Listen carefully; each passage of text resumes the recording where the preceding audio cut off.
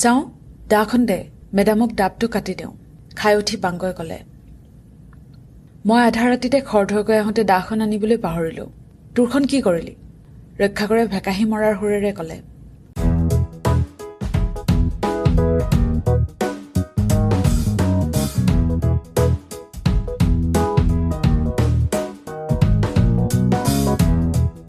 নমস্কাৰ, নীৰৱধিৰ দ্বিতীয়টো খণ্ডলৈ আপোনালোকক স্বাগতম জনাইছোঁ।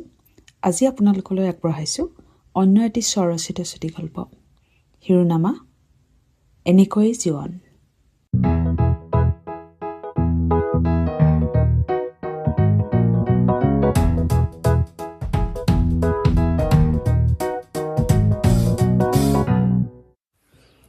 পূবৰ আকাশত ঢলফাট দিবলৈ তেতিয়াও কিছু বাকী। নিশাৰ সেই সান্ধাৰখিনিয়ে ক্ৰমান্বয়ে মুখৰ হৈ অহা পুৱাটোৰ সৈতে যেন যুঁজি যুঁজি ভাগৰি পৰিছে। ভিতৰকণিকা নৈৰ দুয়োপাৰে থকা মেনগ্ৰোভ অৰণ্যখনো লাহে লাহে সাৰ পাই উঠিছে। তাৰ মাজেৰে আমাৰ ডিংগি অৰ্থাৎ সৰু হাতনাওখন ধীৰ গতিৰে মহিষামুণ্ডা সুঁতিৰ ফালে আগবাঢ়িল। ডিংগিৰ উজনি মূৰত বহি ৰক্ষাকৰে চলুপ চলুপকৈ বঠা মাৰিছে। তাৰ বঠাই বাৰে বাৰে আঘাত কৰা পানীখিনি সৰু সৰু বগা কণিকা হৈ চাৰিওদিশে ছিটিকি পৰিছে। মন্ত্ৰমুগ্ধৰ দৰে নাৱত বহি মই সেই পানীৰ খেলাকে চাই গলোঁ। নাওখনৰ ইটো মূৰত বাংগই বঠা ধৰিছে। সোঁতৰ বিপৰীতে নাও লৈ যাবলগীয়া হ'লে ময়ো কেতিয়াবা বঠা ধৰোঁ। আজি পিছে এয়া ভাটা আৰম্ভ হৈছেই। তাতে আমি সাগৰৰ দিশতে আগবাঢ়িছোঁ। গতিকে মই আজি অকণমান আৰামেৰে এইকণ বাট যাব পাৰোঁ। মেডামৰ এতিয়াও টোপনি ভঙাই নাই নেকি? ৰক্ষাকৰে ভঙা ভঙা উৰিয়া হিন্দী মিহলি শব্দৰে মোক সুধিলে। গৱেষণাৰ কামত ইয়ালৈ অহাৰে পৰা ময়ো অলপ ওচৰত উৰিয়া শিকিছোঁ। গতিকে সম্পূৰ্ণ সৱলীলকৈ ক'ব নোৱাৰিলেও কাম চলাকৈ উৰিয়াতে পাতিব পৰা হৈছোঁ। মই তন্ময় হৈ পানীৰ খেলা চাই যোৱা কাৰবাৰটোকে ৰক্ষাকৰে টোপনিওৱা বুলি ভুল বুজিলে কিজানি। তাৰ উত্তৰত একোকে নকৈ মাথো মূৰ জোকাৰিলোঁ। ৰক্ষাকৰৰ বয়স 50ৰো ঊৰ্ধৰ। তেনে এজন মানুহে মোক মেডাম বুলি সম্বোধন কৰাটোত বৰ অস্বস্তি পাওঁ। প্ৰথম দুদিনমান কেইবাবাৰো নাম কাঢ়ি মাতিবলৈ সোঁৱৰাই দিছিলোঁ। পিছে অফিচৰ সকলোকে তেনেকৈ সম্বোধন কৰাৰ অভ্যাসটো যে ইমান সহজে নাযায় সেয়া এতিয়া বুজি উঠিছোঁ। উপায় নাপাই ময়েই সকলোকে ভাই বুলি মাতোঁ। উৰিয়াত ইয়াক ককাইদেউ স্থানীয়জনক সম্বোধন কৰিবলৈ ভাই ব্যৱহাৰ কৰে। পৰহি ৰাতি গাঁৱত কি হ'ল গম পায়নে নাপায় মেডাম? মোক সাৰ পোৱাবলৈকে যেন ৰক্ষাকৰে কথা আৰম্ভ কৰিলে।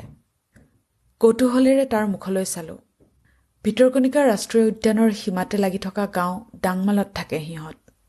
যোৱা এবছৰে এই গাঁওখনৰ মাটিৰ সৰু সৰু প্ৰজাবোৰ মোৰ বাবে তেনেই চিনাকি হৈ পৰিছে। তাৰ লগতে চিনাকি হৈ পৰিছে সেই গাঁৱৰ প্ৰায়বোৰ মুখ, সেই শুকান মুখবোৰৰ আঁৰত লুকাই থকা দৈন্যতা আৰু যন্ত্ৰণাবোৰো। ৰাজ্যখনৰ ৰাজধানীৰ পৰা বাছেৰে মাত্ৰ 5 ঘণ্টা দূৰত্বত এই ভিতৰকণিকা। কিন্তু অঞ্চলটো বাহিৰৰ পৃথিৱীখনৰ পৰা যেন বহু যোজন দূৰত ৰৈ গৈছে। দুবেলা দুমুঠি, এসাঁজ ভাল কাপোৰ আৰু মূৰৰ ওপৰত এখন চালিৰ বাবে কৰা হাহাকাৰৰ মাজতেই এই মানুহচামৰ জীৱনৰ চকৰি আৱৰ্তিত হয়। তাৰ মাজতে খন্তেকীয়াকৈ হ'লেও মানুহবোৰৰ জীৱনত অকণমান ৰং বোলাই যায় যাত্ৰাৰ দৰে অনুষ্ঠানবোৰে। মাথো দুদিন আগতে তেনেকুৱা যাত্ৰা এখনেই ডাংমাললৈ আহিছিল। একমাত্ৰ বুনিয়াদী বিদ্যালয়খনত অস্থায়ীকৈ সজা মঞ্চতে যাত্ৰাৰ নাটক হৈছিল। গাঁৱৰ সকলোৰে লগতে ময়ো ওৰে ৰাতি নাটক চালোগৈ। পঢ়া শুনা মানুহ বুলি হাজাৰ আপত্তি কৰা স্বত্তেও মোক তাত সসন্মানে আছুতীয়াকৈ চকী পাৰি বহুৱাইছিল। আগৰবাৰ চানবালিৰ বজাৰৰ পৰা মই ৰক্ষাকৰ আৰু বাংগৰ কাৰণে 2টা শ্বাৰ্ট কিনি আনিছিলোঁ। তাকে দুয়ো পিন্ধি লৈ সেই নিশা গাঁৱৰ মানুহক বৰ গৌৰৱেৰে দেখুৱাই ফুৰিছিল। মই একো নোকোৱা দেখি ৰক্ষাকৰে নিজেই ক'বলৈ ধৰিলে। পৰহি মোৰ শাক পাচলিৰ বাৰীখন বনৰীয়া গাহৰি একেবাৰে তহিলং কৰি দিলে নহয়। ইছ, হয় নেকি? মোৰ মনোযোগ আকৰ্ষণ কৰিব পাৰি ৰক্ষাকৰ যেন অধিক উৎসাহী হৈ পৰিল। সি মোৰ বাৰীৰ ক্ষয় ক্ষতিৰ বিশদ বৰ্ণনা দিবলৈ লাগিল। মোৰ বন বিভাগৰ মটৰচালিত নাও মা থানুবতীৰ চালক। যাত্ৰা চাবলৈ গৈ আমাৰ দৰেই তাৰ পৰিয়ালৰ সকলো মানুহ নিশাটো বিদ্যালয়তে থাকিল চাগৈ। সেই সুযোগতে বাৰীত বনৰীয়া গাহৰিৰ দল এটা সোমাল হেনো। লুণীয়া মাটিপানীৰ এই সাগৰৰ উপকূলীয় ঠাইবোৰত শাক পাচলি লগাবলৈ এনেই ইমান হাড়ভঙা পৰিশ্ৰম কৰিব লাগে। তাতে আকৌ ধন ধৰি অহা বাৰীখন এটা নিশাতে তহিলং কৰি পেলালে ঘৰৰ মানুহৰ কেনে অৱস্থা হ'ব মোৰ ভাবিবলৈকে বেয়া লাগিল। মোৰ নিজৰ বাবেও অলপ চিন্তা হ'ল। মোৰ বাৰীখন ডাংমাল গাঁৱৰ ভিতৰতে ডাঙৰ বাৰী। তাৰ পৰাই মোৰ অস্থায়ী ঘৰলৈকো শাক পাচলি আহে। গাঁৱৰ সাপ্তাহিক বজাৰখনত শাক-পাচলি নোহোৱা হলে মই আকৌ চান্দবালিৰ বজাৰলৈ যাব লাগিব। চান্দবালিলৈ যোৱা মানেইতো সম্পূৰ্ণ 2টা দিন কাম বন্ধ। ডাংমালৰ পৰা নদীৰ ঘাটলৈ 10 কিলোমিটাৰ বাট চাইকেলেৰে গৈ তাৰ পৰা আকৌ সৰু মটৰ নাৱেৰে ধামৰা নৈখন পাৰ হৈ চান্দবালিৰ বজাৰ পাওঁগৈ মানে বেলি ভটিয়াবৰে হয়গৈ। ৰক্ষা কৰে মোৰ মুখলৈ চাই মনৰ ভাৱ পঢ়িব পাৰিলে চাগৈ। সি সান্তনাৰ সুৰত কলে, 2দিনমান অজয়ৰ দোকানৰ পৰাই আলু আনি খাব লাগিব আৰু মেডাম। এইকেইদিন কাম কৰোঁতে নদীত জাল ধৰিব পাৰিলে মাছো পাম নহয়। ভিতৰকণিকাৰ মূল নৈখন আৰু সুঁতিবোৰত মাছ উভৈ নদী, কিন্তু ৰাষ্ট্ৰীয় উদ্যান বাবে ইয়াত মাছ মৰা, গছ কটা বা কেঁকুৰা ধৰা সকলো নিষিদ্ধ। কিন্তু বেআইনীভাৱে এইবোৰ কম বেছি পৰিমাণে চলিয়ে থাকে। চোৰাং চিকাৰীয়ে মাছ ধৰিবলৈ এনেকৈ গোপনে পাতি থৈ যোৱা জালৰ কথাকে সি বুজালে। মই অৱশ্যে এইবোৰ ধৰাত বৰ এটা উৎসাহ নিদিওঁ। তাতকৈ একো নাপালে অজয় ভাইৰ দোকানৰ পৰা আলু আনি খাই থকাই ভাল। পিছে এই গৱেষণা আৰম্ভ কৰোঁতেই ইয়াৰ মুখ্য বন বিষয়াজনে মোক ভিতৰকণিকাত চলি থকা চোৰাং কাৰবাৰৰ কথা কৈছিল, আপুনিতো প্ৰতিটো সুঁতিলৈ গৈ গৱেষণাৰ কাম কৰিব, কামৰ লগতে আমাকো অলপ সহায় কৰি দিব পাৰেচোন। আমাৰ মানুহ চোৰাং চিকাৰী বিচাৰি ৰাতি ৰাতি ঘূৰে, কিন্তু প্ৰতিটো সুঁতি ঘনাই পহৰা দিয়া সম্ভৱ নহয়। আপুনি কামৰ ঠাইত চোৰাং চিকাৰী কিবা চিন মুকাম পালে আমাক খবৰ দিবচোন। এইবোৰত মূৰ গুজিবলৈ মোৰ বৰ এটা ইচ্ছা নাছিল, কাৰণ মই জানো 2টামান বাহিৰা গোটৰ বাহিৰে ইয়াৰ প্ৰায়বোৰ চিকাৰীয়ে কাষৰীয়া গাঁৱৰ সহজ সৰল মানুহবোৰহে। তেওঁলোকৰ কোনেও চোৰাং চিকাৰ কৰিবলৈ এই হাবিত নোসোমায়হি। তেওঁলোকৰ বেছিভাগেই দৰিদ্ৰ সীমাৰেখাৰ তলৰ মানুহ। বহুতে দৈনিক ৰোজগাৰ উলিয়াই বন বিভাগৰ কাম বা গাঁৱৰ ৰাস্তা বনোৱা কামত হাজিৰা খাটে। সেই নামমাত্ৰ হাজিৰাই প্ৰায়বোৰ পৰিয়ালৰে অভাৱ নামাৰে। সেই খৰচৰ জোৰা মাৰিবলৈকে বহুতেই এই ঘৰিয়ালেৰে ভৰা সুঁতিবোৰত মাছ বা কেঁকুৰা ধৰিবলৈ আহে। এনে মানুহৰ বাবে পেটৰ ভোকৰ সন্মুখত আইনৰ ধাৰণা বহু তলতে পৰি ৰয়। অৱশ্যে এতিয়ালৈকে আমি কেইবাবাৰো চোৰাংকৈ পতা মাছ ধৰা জাল, কেঁকুৰাৰ ফান্দ আদি উঠাই আনি বন বিভাগত জমা দিছো। চোৰাং চিকাৰী অহাৰ চিন দেখা পাই কেইবাবাৰো খবৰো দিছো। মোতকৈ এনে কামত সদায় ৰক্ষাকৰ আৰু বাংগৰ উৎসাহ বেছি। প্ৰথমতে ইয়াৰ কাৰণ বুজা নাছিলো, পিছত গম পালো প্ৰতিটো খবৰৰ বাবে সিহঁতে বিভাগৰ পৰা বকচিচ পায়। তাতে মাছ লগা জাল পালে আমি সকলোৱে মাছৰো ভাগ পাওঁ। ক্ৰমাৎ চাৰিওকাষে উজ্জ্বল হৈ আহিল। আমাৰ ডিঙিৰ গতিও খৰ হল। এই এটা বছৰৰ অভিজ্ঞতাৰে দুয়ো জানে যে চৰাইৰ কাকলি প্ৰথম শুনাৰ লগে লগেই আমি কাম আৰম্ভ কৰিব লাগে। তথাপিও ৰক্ষাকৰৰ কথাৰ গতি নকমিল। কথাৰ লগে লগে সুঁতিৰ দুয়োপাৰেও শীত তীক্ষ্ণ দৃষ্টি দি গল। সি মুখ ফুটাই নকলেও বুজিলো এতিয়া ভাটাৰ সময় যেতিয়া সুঁতিবোৰত পানী কমি আহিছে, গতিকে চোৰাং চিকাৰীয়ে নিশাতে আহি সুঁতিৰ ইপাৰ সিপাৰ কৰি পাতি যোৱা জালবোৰ এতিয়া ওলাই পৰাৰ সম্ভাৱনা। ৰক্ষাকৰ ভাই, কাম শেষ কৰি ঘূৰি আহোঁতেও জাল চাব পাৰিব। এতিয়া আমি সোনকালে পাবগৈ লাগে দেই। মই সকীয়ালো, উপায় নাই। ৰক্ষাকৰ শৈশৱৰে পৰা এই অৰণ্যত পিটপিটাই ঘূৰি ফুৰি ডাঙৰ হৈছে, গতিকে এতিয়াও মানুহজনৰ মনত অহৰহ ক'ত মাছ বা কেঁকুৰা পোৱা যাব, ক'ত মৌবাহ পোৱা যাব আদিৰহে চিন্তা। সেইবাবেই এই অৰণ্যৰ গছলতা জীৱ জন্তুৰ বিষয়ে মানুহজনৰ জ্ঞানৰো তুলনা নাই। বাংগৰো ঘৰ এই একে গাঁৱতে, কিন্তু দুশ্ৰেণী পঢ়াৰ জহতে সি কেৰেলাৰ প্লাইউড কাৰখানাত কাম কৰাৰ সুবিধা পালে। বহুদিন তাতে থাকি এতিয়া তাৰ চাকৰিটো জোৱায়েকক দি বাংগ গাঁৱলৈ উভতি আহিছে। কিছুপৰৰ পিছতে আমি মহিষামুণ্ডা পালোগৈ। সুঁতিটো ভিতৰকণিকা নৈত মিলি যোৱা ঠাইতে ৰক্ষাকৰে সাৱধানেৰে ডিঙিখন চম্ভালিলে। মোৰ মনত পৰিল এই ঠাইতে এদিন এটা ঘৰিয়ালে আমাৰ ডিঙিৰ পিছ লৈছিল। সিদিনা বহু পৰলৈ আমাৰ পিছে পিছে ঘৰিয়ালটোৰ পিঠিৰ জোংবোৰ পানীৰ ওপৰত ভাহি ভাহি আহি আছিল। প্ৰথমতে ঘৰিয়ালে এনেকৈ পিছ লব পাৰে বুলি মোৰ বিশ্বাসেই হোৱা নাছিল, কিন্তু ৰক্ষাকৰ আৰু বাংগ দুয়ো কৈছিল এই ঘৰিয়ালটো সিহঁতে ভালকৈয়ে চিনি পায়। ঘৰিয়ালটো হেনো বৰ চতুৰ আৰু এনেকৈয়ে মনে মনে মানুহৰ পিছ লয়। এই ঘৰিয়ালেই হেনো নিৰাকৰৰ মানুহজনীক কেঁকুৰা ধৰিবলৈ আহোঁতে জোৱাৰৰ সময়ত পাৰৰ পৰা টানি নিলে। লগত অহা দুজনী গাভৰু ছোৱালী ভাগ্যৰ বলত হাৰিল। পিছত কোনেও সেই মানুহজনীৰ চুলি এডালো বিচাৰি নাপালে। বেআইনীভাৱে অৰণ্যত সোমোৱাৰ বাবে চৰকাৰেও সিহঁতলৈ কোনোদিনেই ঘূৰি নাচালে। কেঁকুৰা বেছি 200-300 মান টকা পাবলৈকে কোনোবা মানুহে যে নিজৰ জীৱনক এনে বিপদলৈ ঠেলি দিব পাৰে সেয়া মোৰ বিশ্বাস কৰিবলৈকে টান লাগিল। ৰক্ষাকৰৰ মাতত মোৰ সম্বিত ঘূৰিল। সি পানীৰ গভীৰতা জুখিবলৈ ব্যৱহাৰ কৰা দীঘল বাঁহডাল উলিয়াই কলে, এইডালৰ মিটাৰৰ চিনবোৰ একেবাৰে এৰালচোন। সোনকালেই চিনবোৰত আকৌ ৰং লগাব লাগিব। এইবাৰ বাঁহডালত ৰং লগাই সংখ্যাবোৰো তয়ে লিখিবি দেই, মই বেলেগ কাম কৰিম। বাংগই কথাষাৰ কৈ মোলৈ চাই মুখ টিপি হাঁহিলে। ৰক্ষাকৰ সম্পূৰ্ণ নিৰক্ষৰ বাবে দুশ্ৰেণী পঢ়া বাংগই মোক ফিল্ডৰ লেখা মেলা কামত সহায় কৰে। ৰক্ষা কৰকো 10টা সংখ্যা আৰু ইংৰাজী বৰ্ণমালা অলপকৈ শিকাইছোঁ। কিন্তু এইবোৰত লাগি থাকিবলৈ মানুহটোৱে বৰ টান পায়।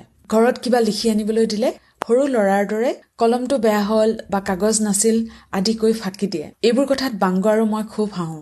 এবাৰতো কাগজ নাই বুলি মিছাকৈ কোৱাত শাস্তি দিবলৈকে মই মানুহটোক নিজৰ দাখনৰ নালতে সংখ্যা লিখিবলৈ দিছিলোঁ।